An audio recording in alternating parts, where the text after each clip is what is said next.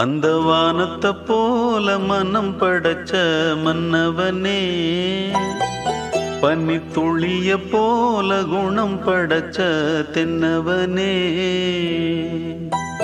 மஞ்சளிலே ஒரு நூலெடுத்து விண்ணுக்கும் மண்ணுக்கும் சம்பந்தம் உண்டுன்னு சொன்னது யாரு? அது மன்னவன் பேரு.